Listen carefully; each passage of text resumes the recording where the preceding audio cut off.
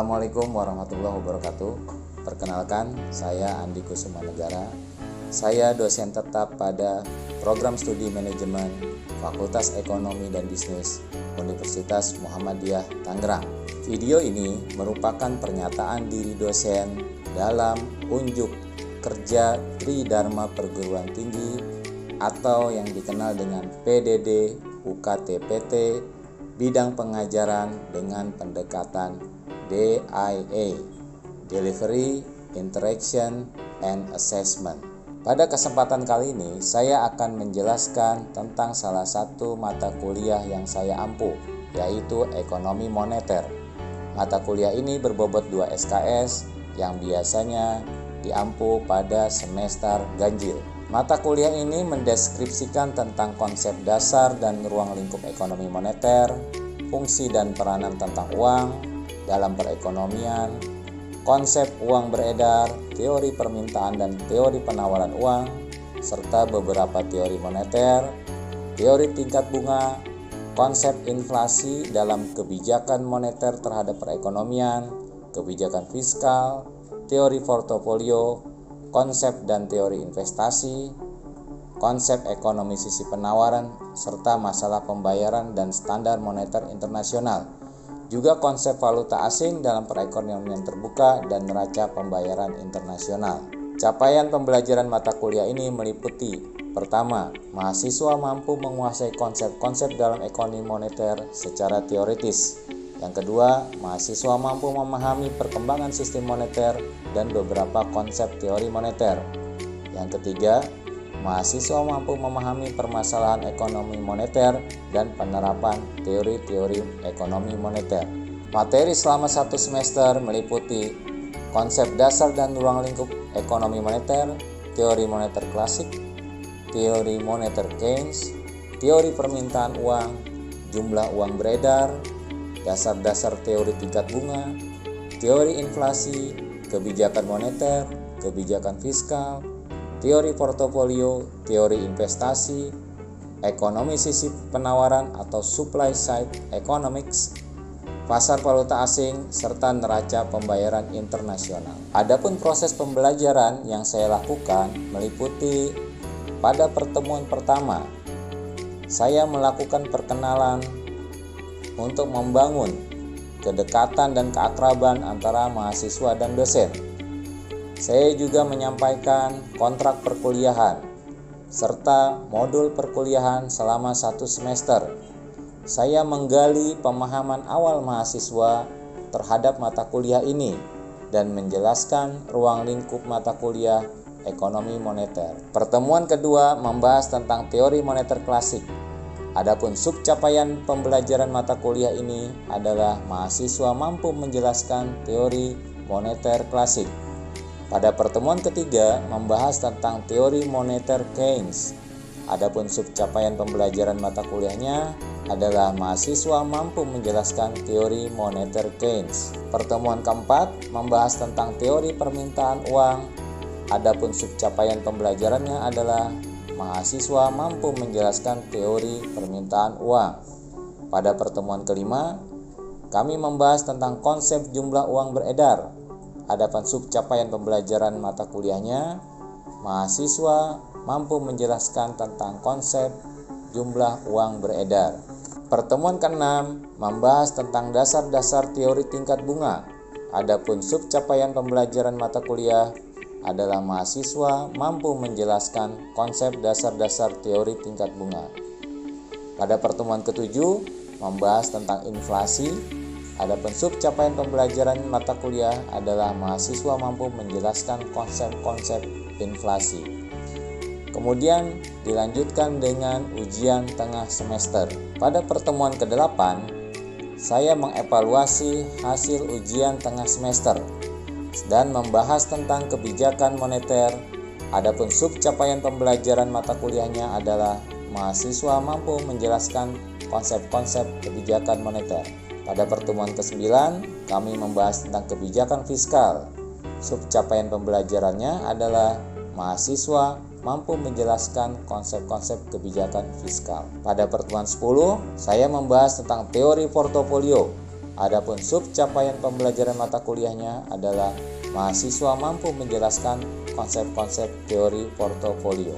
Pertemuan 11 membahas tentang teori investasi dengan sub capaian pembelajaran mata kuliahnya adalah mahasiswa mampu menjelaskan konsep-konsep dalam teori investasi. Pertemuan ke-12 membahas tentang ekonomi sisi penawaran atau supply side economics. Adapun sub capaian pembelajaran mata kuliahnya adalah mahasiswa mampu menjelaskan konsep-konsep dari ekonomi sisi penawaran. Pertemuan ke-13 membahas tentang pasar valuta asing. Di sini mahasiswa diharapkan mampu menjelaskan tentang pasar valuta asing. Pertemuan 14 membahas tentang neraca pembayaran internasional. Sub capaian pembelajaran mata kuliah ini adalah mahasiswa mampu menganalisis tentang neraca pembayaran internasional. Setelah itu dilanjutkan dengan ujian akhir semester. Literatur yang saya gunakan yang pertama adalah textbook. Textbook yang digunakan adalah Ekonomi Moneter buku 1, Ekonomi Moneter buku 2 dengan pengarang Nopirin PhD dengan penerbit BPFE Yogyakarta. Literatur yang kedua, saya menggunakan media online untuk mencari topik-topik yang update dan menarik berkaitan dengan perkembangan situasi ekonomi moneter dan ekonomi makro Indonesia. Hal ini sangat berguna sebagai bahan diskusi mahasiswa dalam studi problem solving. Saluran komunikasi yang saya gunakan yang pertama melalui Zoom meeting, yang kedua melalui grup WhatsApp. Dalam grup WhatsApp ini sangat bermanfaat dalam melakukan koordinasi dengan mahasiswa berkaitan dengan penugasan, diskusi-diskusi kecil, dan juga masalah absensi secara online. Dalam beberapa pertemuan, saya memberikan tugas-tugas berupa tugas individu dan juga tugas kelompok. Penilaian yang saya lakukan dalam mata kuliah ini pertama melalui tatap muka. Melalui tatap muka, saya menilai kehadiran dan juga sikap serta attitude dari mahasiswa dan keaktifan mahasiswa dalam memberikan respon, menjawab pertanyaan, bertanya, dan juga memberikan argumentasi dalam pembelajaran. Yang kedua, melalui pemberian tugas, baik tugas kelompok maupun tugas individu. Demikian, semoga bermanfaat dan memenuhi informasi yang dibutuhkan dalam proses PPD UPTPT bidang pengajaran. Terima kasih. Wassalamualaikum warahmatullahi wabarakatuh. Berikut ini video pengajaran saya secara daring melalui Zoom meeting. Baik, Assalamualaikum warahmatullahi wabarakatuh. Waalaikumsalam warahmatullahi wabarakatuh. Apa kabar semuanya? Sehat semua ya? Alhamdulillah Pak, baik Pak. Kita sekarang masuk pada pertemuan ke-7 ya dari perkuliahan mata kuliah Ekonomi Moneter. Izin saya share materi ya. Ya Pak. Baik, kita masuk kepada materi tentang inflasi. Ya, ini istilah yang sudah tidak asing lagi, yang sering kita dengar ya. Apalagi sekarang ini menjadi trending topics ya, kaitan dengan kenaikan beberapa barang-barang bersubsidi ya, seperti BBM dan sebagainya.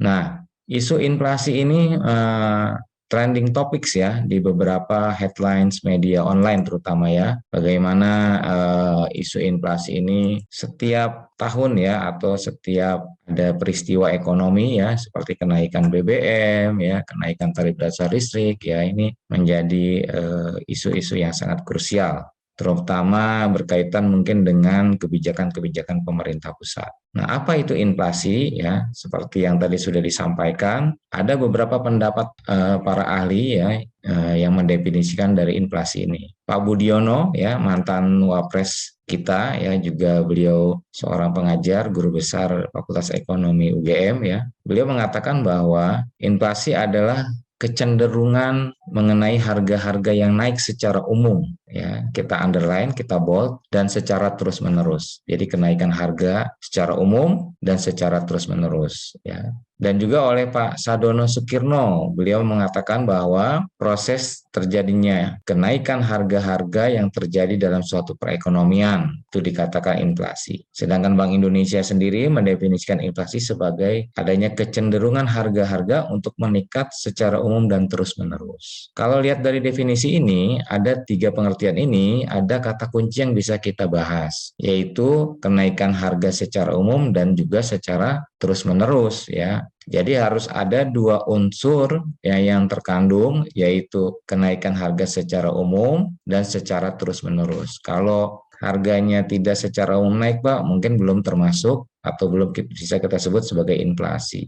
Dan kedua, mungkin kalau kenaikan harganya musiman ya, mungkin tidak termasuk dalam kaidah-kaidah dari inflasi ya, belum termasuk menjadi masalah kronis ekonomi bangsa kita. Nah, jika kita mengenal inflasi, maka kita harus mengenal apa yang disebut dengan laju inflasi. Laju inflasi adalah perkembangan kenaikan harga ya sejumlah barang dan jasa dalam periode waktu tertentu. Jadi ada masanya, apakah dia per tahun, apakah dia per bulan ya. Jadi pengertian laju inflasi gitu ada periode masanya ya. Nah, lalu berapa angka inflasi atau ada berapa jenis-jenis inflasi ya. Tidak ada suatu patokan yang umum ya untuk menggolongkan inflasi, tapi beberapa teori mengatakan bahwa inflasi bisa terjadi pada tingkat yang ringan, yang sedang, berat, dan bahkan bisa hyperinflation ya. Nah, kalau inflasi rendah ini atau merayap, dia terjadi di kisaran di bawah 10%. Nah, hal ini, inflasi jenis ini tidak dapat dielakkan ya. Ini adalah suatu kewajaran. Inflasi sedang kisarannya 10-30%. Nah, ini banyak terjadi di beberapa negara dan itu mungkin masih dianggap wajar. Inflasi dikatakan tinggi apabila sudah melewati angka 30% sampai 100%. Bisa kita katakan ekonomi negara tersebut dalam kondisi gawat darurat ya. Dan yang lebih membahayakan adalah hyperinflation ya atau hiperinflasi. Ini di atas 100%. Nah, ini sudah masuk dalam krisis ekonomi. Indonesia pernah mengalami hal ini ya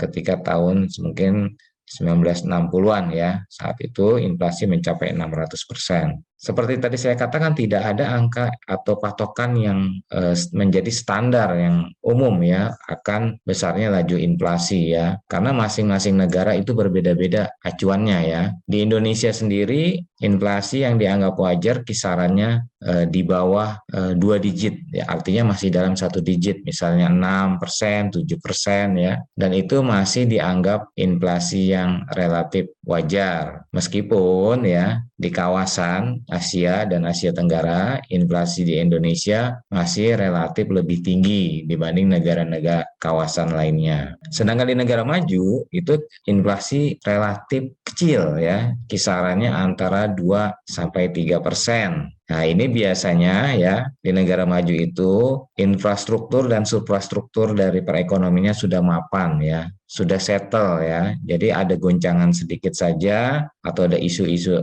sedikit saja, masyarakat sudah lebih dewasa dalam menyikapi. Beda di negara-negara berkembang ya, ada goncangan isu sedikit, panic buying. Nah, itu juga dikhawatirkan memicu inflasi. Nah, laju inflasi bisa negatif nggak ya? Ternyata bisa nggak laju inflasi? Bisa ya. Jadi laju inflasi juga bisa bernilai negatif. Artinya apa? Harga barang dan jasa secara umum mengalami penurunan ya. Nah, inilah yang disebut dengan deflasi. Bagus enggak? Deflasi enggak ya. Kalau inflasi yang wajar adalah suatu keniscayaan. Jadi inflasi itu tidak selalu jelek ya guys. Jadi inflasi pun itu menunjukkan bahwa perekonomian tumbuh ya. Jadi misalnya kita sekarang bisa dengan pendapatan kita sekarang ya, kita bisa menghidupi kebutuhan-kebutuhan kita. 5-10 tahun lagi ya pendapatan kita meningkat ya dan kita masih bisa menghidupi atau mencukupi kebutuhan kita. Nah, artinya pendapatan kita tumbuh sejalan dengan kenaikan harga-harga. Artinya ekonomi keluarga kita juga mengalami peningkatan. Itu indikator pentingnya inflasi. Yang jelas inflasi harus terukur ya, tidak boleh naik secara liar ya, harus bisa diukur dengan tepat. Nah, di Indonesia kawasan Asia dan sekitarnya ya, Indonesia ini memiliki laju inflasi yang paling tinggi guys ya. Kita lihat di sini ya, di kotak yang hijau ini ya, Indonesia pada Juni 2022 mencapai 4,35% ya. Nah, dibanding negara-negara kawasan, Brunei 3,8, Taiwan 3,59, bahkan Tiongkok hanya 2,5 ya. Jadi negara kita walaupun segini masih wajar ya, masih relatif wajar dan tidak membahayakan, tapi di kawasan Asia masih menjadi paling tinggi inflasinya ya, tingkat inflasinya. Apa penyebab inflasi ya? Kalau kita golongkan penyebab inflasi menjadi 3. Ada demand pull inflation ya, ada cost push inflation, dan ada inflasi ekspektasi. Demand pull inflation, apa tuh demand? Demand apa?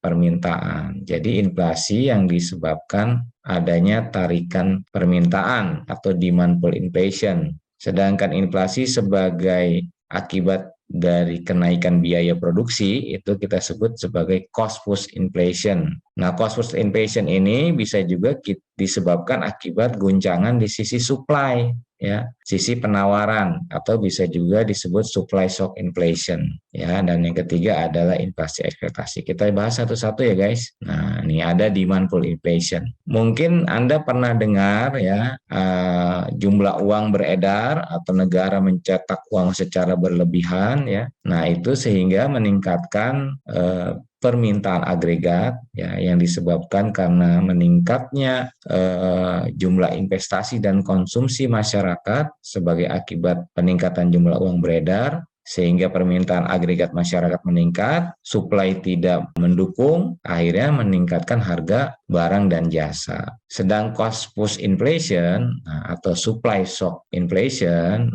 ini disebabkan karena adanya kenaikan biaya produksi atau biaya pengadaan barang dan jasa. Misalnya apa? Misalnya terjadi kenaikan terhadap misalnya barang-barang yang dikendalikan pemerintah, administered price. Apa barang-barang yang dikendalikan pemerintah? Yang kemarin baru naik, BBM ya. Nah, BBM bersubsidi naik, tarif dasar listrik misalnya ya, atau kenaikan tarif pajak impor ya, tarif pajak impor bahan baku ya, sehingga mau tidak mau produsen akan menaikkan harganya ya. Seperti itu. Nah, kemudian penyebab ketiga adalah inflasi yang diakibatkan dari ekspektasi. Ekspektasi apa? Perkiraan, harapan ya, akan sesuatu yang di masa datang. Nah, para pengusaha ini ya biasanya dalam menentukan harga jual produknya, dia akan melihat ke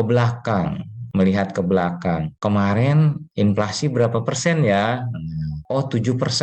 Maka dia dalam menentukan harga jual produknya di tahun mendatang ya, atau di tahun yang akan berjalan ini, dia sudah patok 7% inflasi. Padahal belum tentu inflasinya itu 7%. Nah, ini yang harus diperbaiki ya. Jadi ekspektasinya backward dia, ke belakang. Sebenarnya inflasi itu tidak bisa diekspektasi seperti itu, dan itu sangat membahayakan ya. Sehingga itu disebut sebagai ekspektasi inflasi adaptif. Ya, jadi ekspektasi yang didasarkan pada peristiwa ekonomi pada periode lalu dan dianggap sekarang masih bertahan. Nah, ini yang harus diperbaiki. Kalau semua pengusaha atau pelaku ekonomi melakukan ekspektasi inflasi adaptif, nah yang berdasarkan latar belakang ke belakang, nah ini tentunya sangat rawan ya terhadap perekonomian nasional.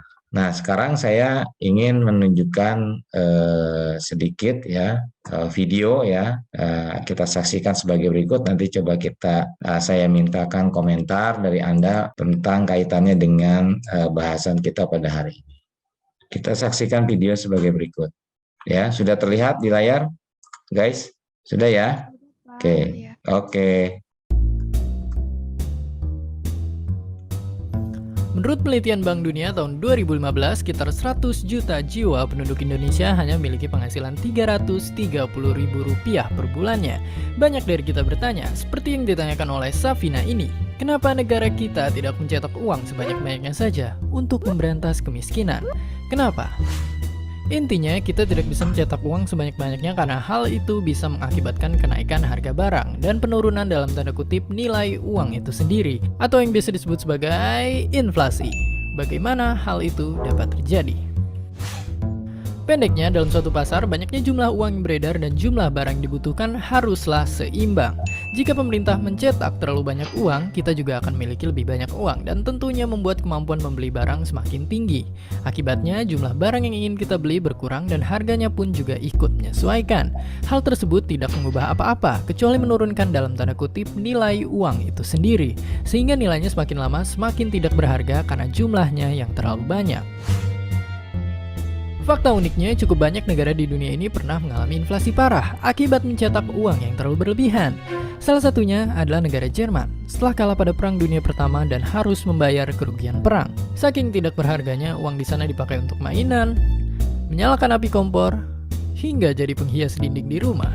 Kemudian selain itu ada juga negara Zimbabwe, di mana harga telur di sana bisa mencapai angka miliaran dolar Zimbabwe. Sangat fantastis. Dan tak ketinggalan juga negara Hungaria setelah Perang Dunia Kedua yang pernah memiliki kertas uang yang bernilai nominal 1 miliar triliun, menjadikannya inflasi terparah sepanjang sejarah. Jadi semoga video ini bisa menyadarkan diri kita sendiri untuk tidak mencoba mencetak uang, karena tidak hanya membuat terjadinya inflasi, mencetak uang juga melanggar hukum, membuat tinta printer kita habis, dan membuat kita masuk penjara. Dan seperti biasa, terima kasih.